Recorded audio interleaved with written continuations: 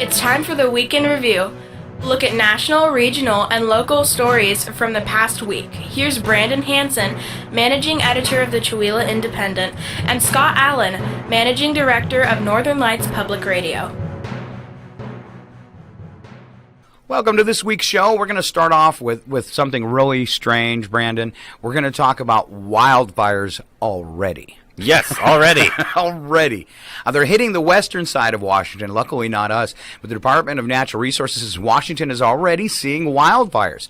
KHQ in Spokane reports since last week, DNR says firefighters have responded to 50 wildfires, with 49 of them occurring on the west side of the state. Last Wednesday, law enforcement ordered evacuations and road closures in Cowlitz County for the Rose Valley Complex fire. While more moisture is expected in the coming days, DNR is still expecting warm and dry conditions over the summer. Now, last year, wildfire investigators found most wildfires in Washington state are human-caused. At the peak of last season, DNR says 3,000 firefighters were out on the landscapes. All their helicopters were in the skies, and every engine on the fire line. Wow. Yeah, that's kind of crazy that that's happening on the west side, which is usually a lot wetter and just doesn't really have those same wildfire issues as we do. However, they don't have that snowpack that we did, obviously, since they're warmer temperatures. And kind of what I heard was it's just a little drier over there than normal. And you have that kind of dead grass or whatever coming out from, you know, the winter and stuff. And it kind of creates that lovely little fuel that wildfires like to hop on. I actually talked to a colleague of mine who works on the west side in Centralia, and they said they had 3 wildfires in 3 days. And again, I think, you know, they don't really say the size of these wildfires, so this could be, these probably is like minor fires, because they're not going to be raging, 10,000 acre fires or anything like that. It's going to be kind of field fires, probably a lot of people trying to burn their fields or something, or get some yard work done, and it just gets away from them. So these aren't like huge fires, but you're already seeing the conditions where this can be a serious issue. And if they don't get the rain that the west side usually gets in the spring, it could be a continuing problem for them, too, if they're a little drier on that side this year, because that's not normal. Yeah, that's the real scary thing. There's a lot more houses over there, a lot more people, and a lot more woods, too. I mean, we have some timberland over here, but there is a lot of timberland on the west side, and if that starts to go up, boy, that would be just kind of terrifying. That west-facing side of the Cascades. Yeah, you can just kind of see that. If it gets really dry and really roaring, that could be a big, scary issue, just because of that population density and as much timber as they have over there. So, let's hope they get that moisture they need. But this is something that the National Weather Service predicted, is we're going to have a drier, warmer summer. But this is kind of sounds like a broken record at this point. We have, warm, dry, kind of droughty summers now, and it causes wildfire conditions. At least we're being a little more prepared for wildfires, and you kind of saw last year, DNR and a lot of our volunteer fire districts and a lot of the, all the different resources really came together and did a great job jumping on a lot of fires. That big wildfire up in Kettle Falls, you evacuated from it.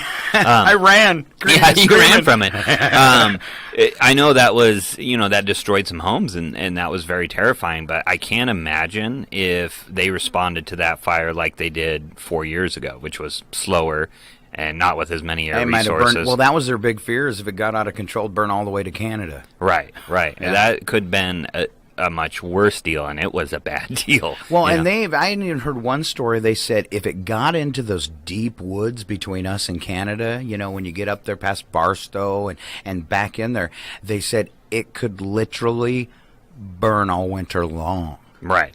that it would be so, because there was so much fuel in there. So that's what they worked so hard on those lines, and really amazing. And for me, I was shocked at the amount of resources they brought in for something that ended up being 5,000 acres, which is actually, in a wildfire situation, 5,000 acres is a good sized one. But we've seen 30,000 acre fires, Right. So the fact that they could contain that, and that was their big fear, and they did. Stevens County stepped in because Ferry County didn't have the resources or the preparedness. We even had they couldn't even find their emergency alert system stuff to make broadcast. Really? Interesting. So yeah, I mean, Stevens County really stepped up, but their whole plan up there, that whoever, the field operations and stuff, they did a great job holding that at bay. Right, and that's we're going to need to see more of that, because we're expected to be kind of in a drought condition, a nice for a while. Yeah, warm summer. We had a wet, or not wet, but a snowy kind of spring, early spring, kind of February, March kind of deal. But it's already melted away. So this was probably much needed to at least help the snowpack. But I think we're in for another summer. Year of wildfires. Yeah. And I really don't know how that changes in the immediate future. I really don't. I know, people want to do different kind of management and stuff, but that takes years to enact. It does, and even though like the Carpe thing happening, and I know the Forest Service is trying to jump on it, and what people do on their private lands, what can we do on the forest lands and stuff. But these projects, it's not like we can run out and clean up, 500,000 acres of forest land in eastern Washington overnight. We can rake it. No. Sometimes I hear people talk, we need to manage it better, but what they don't understand, too, is there's probably not enough loggers to do that much, land in one fell swoop. And also, you're still at the whim of the market. Like right now, there's no logging going on in northeastern Washington because all the mills are plugged up. Because they wanted to take in a lot of logs just before the spring breakup, because now they can't be out on the roads. Right, and they needed to keep their stock up and stuff at the mills, and that supply and demand always it's kind of like farming.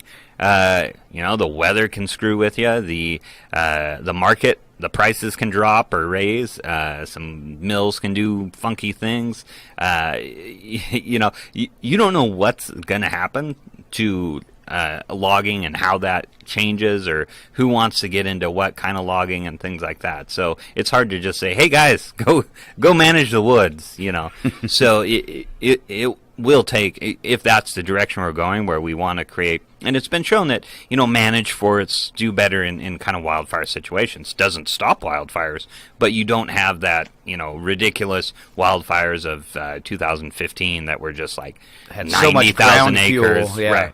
Right. It moves slower and allows, fire crews to hop on those fires a little bit quicker there. But, gosh, that's going to take years to implement and really properly manage, even if we get that far. So let's all have good thoughts that we have a smoke-free summer. Yeah, it's been a while. It's been years since we've had a smoke-free summer. You're going to have Mooch's smoke mask handout here pretty soon. So, all right. So are we ready to move on? Yeah. There was one local wildfire on Tuesday. Spokane County Fire District 1 responded to a brush fire near Martha Boardman and Highway 231. Firefighters said they found flames on the Spokane Reservation threatening one unoccupied house. The fire ended up burning 20 acres, and fire crews believe it was ignited after a nearby landowner tried burning off a field. You're going to see this a lot here in this early spring. Stevens County and reservation crews gained control of the flames, but smoke and flames were visible overnight and the next day there. All right. So those wildfires are kind of popping up here too, and again, human caused. Yep. So just be careful when you don't leave a fire unattended if you're doing a little burning, or even a little brush pile, and don't try it on a windy day. Yeah, don't try it on a windy day. Goodness, how many times have we seen that locally too? It's just crazy. So think it through. Yeah, think it through. All right, we've got some more scam threats hitting our area? Yes.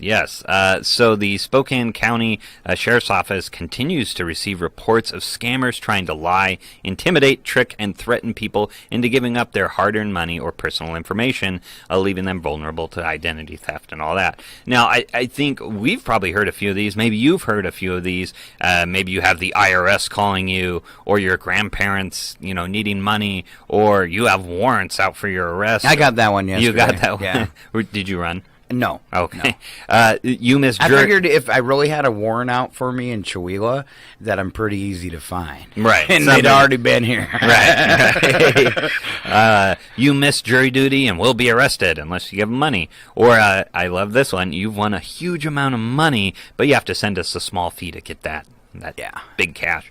So I've heard a few of them. My girlfriend got the IRS scam where it was like, you owe us a bunch of money and you better pay us now or you're going to jail. And it really freaked her out because she had never gotten a call like that before. It startles people. Well, yeah, it does startle you, but the IRS does not call people and threaten them or anything like that. So, and most they government just come in the middle of the night and take you. Yeah, basically. And a big black fan. So you won't even see it coming. There's no warning call. But correct me if I'm wrong, but most government agencies aren't going to call you over the phone and ask for money. Absolutely. We talked about this on the morning show on Thursday, and that they're not, and it boils right down to the ones you get on the internet too. It's all kind of the same thing and the same type of people that are trying to, if that pop-up says you've got a virus, call Microsoft now. Microsoft doesn't do that. It's a lie. It's always a lie.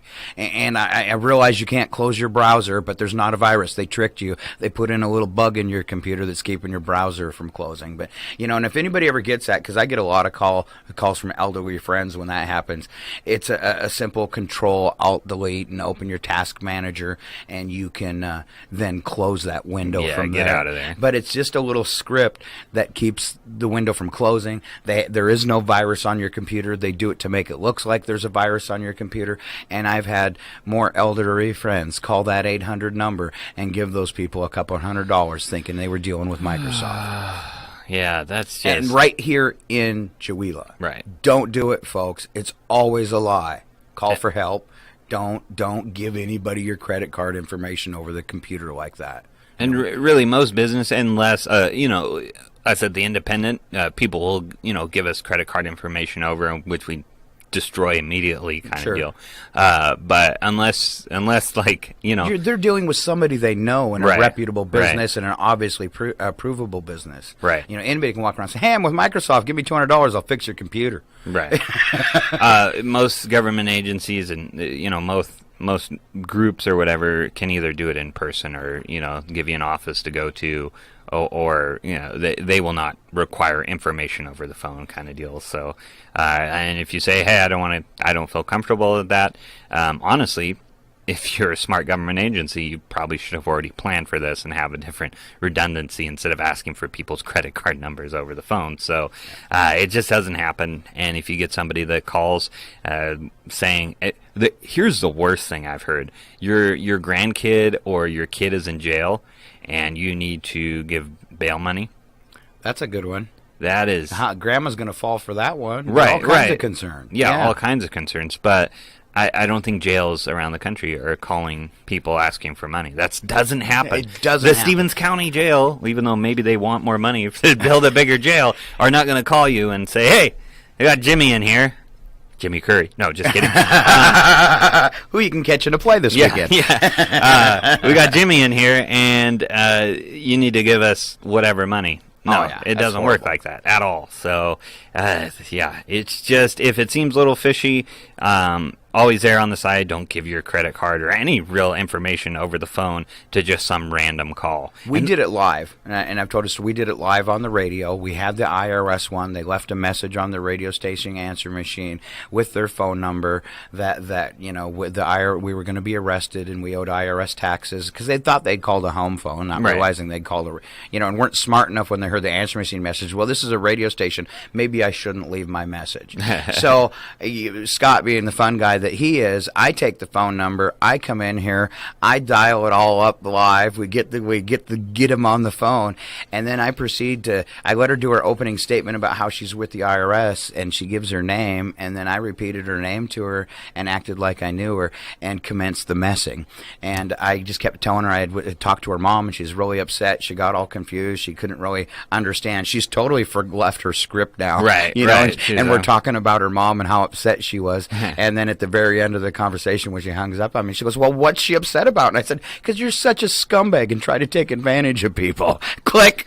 Yeah. But I tell you, that was a fun phone call. So I invite anybody, when you get one of those calls, if it's a live person, mess with them. Yeah. Mess with them. Mess with them.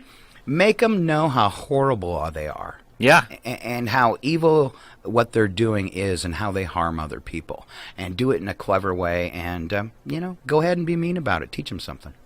That's my idea. Just make sure you know that it's a scammer on the other side. Yeah, I did that one time and said some nice things on the phone and then hung up and then went, boy, I hope that really was. Tell him, Mark. I just lost some business. Yeah.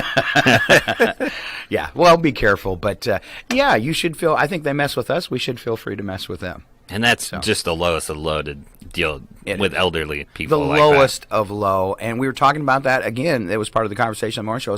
Is like, I guess the government doesn't think it's important enough to enforce. It's probably hard to because the do enforce. not call, and it's probably hard because of the technology, but the do not call registry is pointless. Right. Pointless. Right. It's ridiculous. It's stupid. And why not make it life in prison for telemarketing? I mean, really, they're invading our privacy. We're getting swindled. Even a normal telemarketing call is an unwanted invasion of my privacy, and I should have the right to have it blocked. And, I pay for my phone service. Why do I have to put up with this? It's not right. And people are going to have to get irritated and really, but with all the things wrong in our country, are we really going to pick telemarketers? No. But it is, I think, something that irritates everyone, and it should not be happening. Right. And I can guarantee you, we've got the technology to stop it. Well, I would say so. Yeah, But I guarantee you. There's money in it, so it gets to happen. Yep, Yeah. There's money in it. Who knows what's going on there? I'm but soapboxing, right? You are soapboxing. Sorry. Go ahead and wrap it up. Okay. Do you? I want you to read this one. So the Senate votes to raise Yes. the smoking age to 21. Why? Because I use tobacco? yeah. All right. Legal age to purchase tobacco and vape products is about to rise from 18 to 21 under a bill headed to the governor's desk after a 33-21 vote by the Washington State Senate on Wednesday. Bill states its focus on public health, safety, and welfare by reducing youth access to addictive and harmful products. Washington would be the 9th state to raise the minimum age of all tobacco products, and others are considering making the change, according to the American Lung Association. Now, the bill would not make it illegal for those under 21 to possess tobacco products. That's important, just to point out there, because a lot of people tend to get this confused. And even I think if you're just around carrying tobacco, really at any age, I don't think you can. You really can't get arrested for having grandma smokes or something like that. You can't. All it is the sale of tobacco. So I don't know if you feel your 18-year-old is old enough to smoke and buy in packs. They're not going to get arrested for it there. So I don't know. He's old enough to leave the country and shoot at people with a gun, and he can't smoke? Well, I think that Okay, you know what? I'm totally okay with that. Change the law to 21, but then change him to go to war to 21 too. I think that would reduce a lot of recruitment rates. I think if you raised it to 21. But let's keep it fair. That's what I'm saying. Right. If you're going to make somebody live and die like an adult, then treat them like one. Right. That's my problem. The issue, I think, with raising the age is the vaping industry has completely Gone out of hand. destroyed all the Yes. progress we made with teen Yes. smoking. It's horrible. And the thing is, if you smoke in an early age, you're more likely to become kind of addicted to smoking, as opposed to if you I don't know, go to college, you're 21 and you have like you're at a party and have a smoke or something with a beer, may not have its like sticks in you as much. It's hooks in you as much because your brain's more developed and stuff, and you won't have that addictive trait as much, So I've certainly seen that. You had the kids in college who had been smoking before and they're still smoking, and then some other college kids that may have smoked at parties, but they're certainly not smokers. When they drink, something like that. Something like that. Social smokers. Yeah. So I could definitely, I've definitely seen this kind of effect where they start early, you're not getting out of it. You're in. So another thing too is smoking had gotten such a bad rap over the past decade. I mean, really, if you're one of the few obviously the way they sell cigarettes, there's a lot of smokers left, but that number's dwindling all the time, and now it's became a thing of shame. Right. No. You're 25 feet away from the door. Nobody else wants to smell you. That kind of stuff. Get out of here. And whatever. I'm not debating, that. But what I have seen now in the last 5 years is where you weren't seeing kids sneaking cigarettes. Right. In the park, whatever. You see maybe a 14-year-old, 14 to 18, smoking a cigarette sometime. Go, oh, that kid's too young to smoke, but you don't think about it. It's very rare. But now, seeing them with the vape pens, see it all the time. Yeah, all the time. And I ran into a young man the other day. Now he's over 18 or whatever, but he had never smoked cigarettes, and I've known him for a while. And he started showing me his cool new vape pen. I was like, why are you doing that? Well, and I think it's marketed because it's like, oh, this isn't... It's hip. It's cool. Yeah. Tastes good. It's not as bad as cigarettes. It probably doesn't have that smell, and, it doesn't have all the bad effects, but we're finding out it does have all the bad effects. Well, and that's the thing, too, is if you are doing that, you need to be smart. If you're just grabbing your tobacco fluid out of any old Quickie Mart off the shelf, you do not know where you're going. That stuff is not regulated enough, and you can be getting stuff from China with formaldehyde in it. There are reputable vaping sources where you can go and find stuff that is American made, where they disclose the chemicals that are in it, and it is strictly nicotine and oils, and it shouldn't be too harmful. The data's not in. But when you're getting some concoction from China, they don't care about us. Right. So why are they going to care what's in that bottle? They've proven they don't care. They'll put lead in kids' toys. Right. Why wouldn't they put formaldehyde in your tobacco? Right. So yeah, it's bad, and kids, it's got this cool new hip thing going to it. Right, and that's the dangerous thing. Apparently, 1 in 4 high school students used tobacco products in 2018. That is amazing. That's high, because I do not think that rate was true 10 years ago. I think it was lower than 1 in 4. Wow, that seems like it went up. Yeah. E-cigarettes make up 20.8% of tobacco products used among high schoolers, according to the CDC. CDC webpage on youth tobacco use mentions JUUL devices, the most commonly sold e-cigarette nationwide. So that's Juul. Juul there. All right. So, I'm kind of fine with raising the smoking age, but I don't smoke or anything like that. So I guess I don't have really any connection to it. But for most adults, neither do you, because you can smoke it no problem. I think it's kind of those 18 to 21 year olds, but they don't vote. So it'd create a horrible black market, but it'd be nice if they could come up with a pill to take away the addiction and then just make all the tobacco go away. Too much money in tobacco. There's so much money. Yeah, that huge industry. So it's a tough. I don't know. We've seen this quite a bit where the state is raising, the required age. It's happened with that gun initiative from 18 to 21, and vaping 18 to 21. What else can we raise to 21? Driving. Oh, Brandon, you're turning red now. Uh-oh. What else can we raise? You can get yourself in trouble. But it's just... that would have cut down on a lot of accidents. So, if you switch driving, can't have a license till you're 18 you have to walk 21. everywhere. Live with your parents till 21. All right. I think we should do mass transit and take away everybody's driver's license. Oh, yes. Especially if you're over 75. Yes. Sorry. Grandpa. All right, so we'll quit picking on people and wrap up the show. I've got a question for you on things that might have happened during this week. Did you happen to attend, or will there be a story about this week's school board meeting in the upcoming Independent? Jared and Colin went to last week's school board meeting. It is in there front and center in terms of last week's school board meeting. Okay. And then Jared went to last night's kind of public forum where they And that's the explained one I was budget wondering stuff. about, because I know there's some upset people. Yes, there are some upset people. We do actually kind of run some of the numbers of the budget on the front page this week, discussing, hey, this is what happened with the budget. The expenses for the school district went up by $1.3 million this year. That's hard for any budget to really Snap deal back with. from. Yeah. Who puts that much extra money in their budget for incidentals? Yeah, exactly. Yeah. And one thing to know is that with the McCleary decision, we're getting less money from local levies, more money from the state. And, we had the teacher and classified contract staffs, which they got more money. So there's a lot of different factors going on. I don't think anybody's really to blame except for whoever laid the groundwork for this McCleary decision and kind of thought this was going to fix everything. Some people are saying, well, why is Chewelah laying off people? All the school districts are going to end up I've tried laying to off point that people. out a couple times on the radio, and I've had people come into the building upset and hoping we'll do an expose on it, like there's something nefarious going on. And I've had to tell them, I said, do you know? And they have a shop. This is happening everywhere in Washington, right? And right. They're like, oh, it is?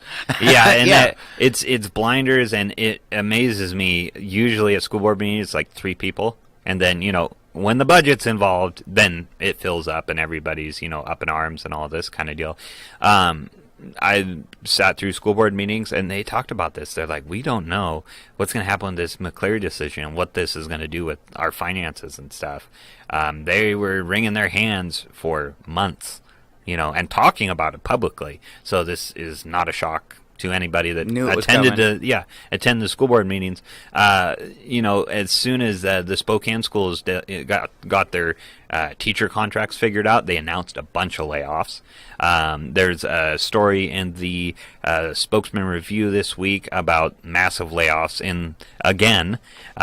also in the Meade School District and some of the Spokane Valley schools laying people off there. It's statewide. Yeah, it's statewide. So the nefarious thing, I've looked at the budget pretty hard. Unless I'm missing something completely, I think nefarious is very unfair. They're just dealing with cold hard numbers, and that's numbers are hard to deal with. Mm-hmm. That's hard to deal with, because if you're when you're saying, well, we got to cut $300,000 from the budget, those are people's jobs, those are people's livelihoods, and that's hard to talk with. But the school budget, the school board kind of asks for the district to keep about it's over $700,000 in their general fund, because that'll cover a month of expenses. Wow. So if the state, because sometimes the state is a little slow getting their reimbursements out Sure. to the school districts, so at least they can carry over for a month. We've got some operating cash. Right. They have some operating cash to deal with that wiggle room if the state is, hey, we're going to get it to you at the first of the month, not at the last end of the month kind of deal. So they kind of, hey, let's keep a month's of operating expenses, that amount. And right now, it's going to go below that. So with the current budget issues this year, it's going to go below that. And with the increase in cost to the budget, I do not think they can sustain that cost for another year. Wow. Or 2. So it's going to, there's some tough decisions to be made. So, and you think this is going to continue on to the next school year, or do you think the Yes, state will balance it out somehow? They'll have to cut about $213,000 from this year's budget, which they do it a little bit differently, but this year's budget would end, I believe, August 31st. And then next year, they will have to cut something like $300,000 or something like that from the budget to hit that, or get close to that 7%. We lose so much arts in our schools already and Right. that kind of stuff. It makes me really fearful about what they're going to have to cut.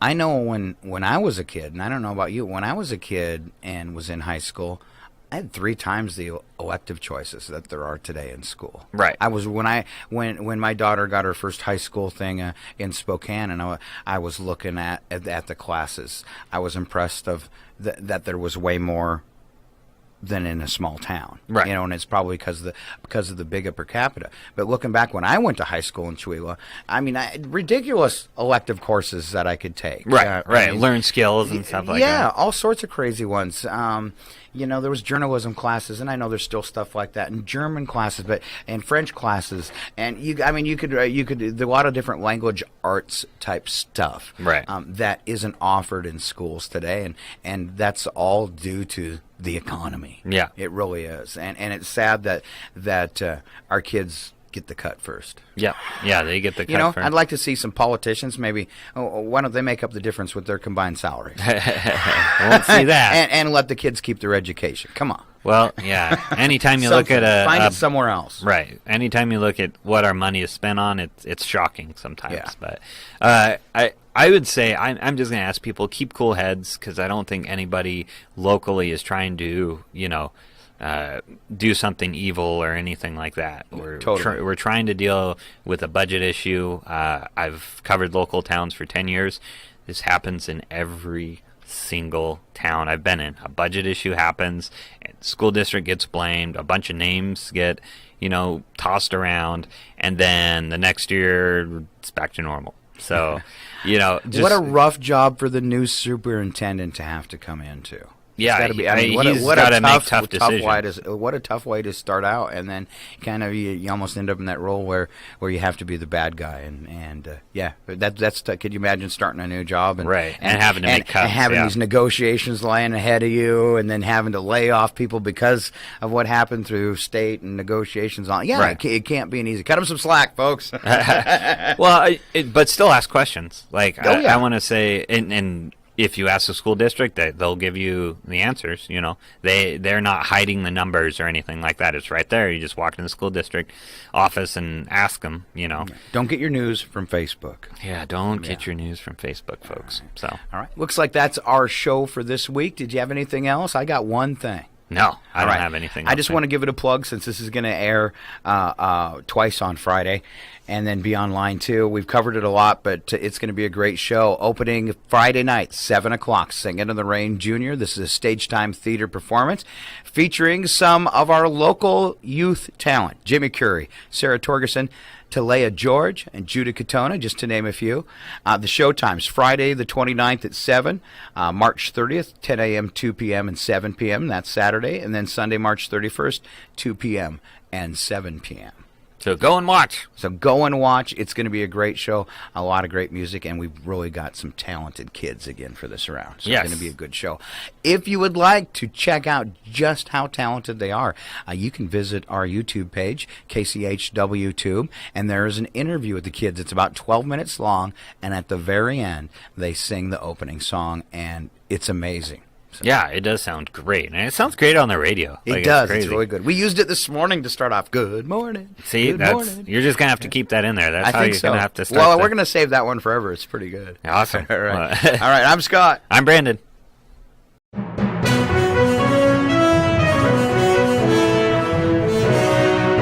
Thanks for listening to the Week in Review with Brandon Hansen, Managing Editor of the Chewelah Independent, and Scott Allen, Managing Director of Northern Lights Public Radio. Past episodes are in video format on the Chewelah Independent's website and on KCHW's YouTube channel. This program was recorded and filmed at the KCHW FM studios in Chewelah, Washington.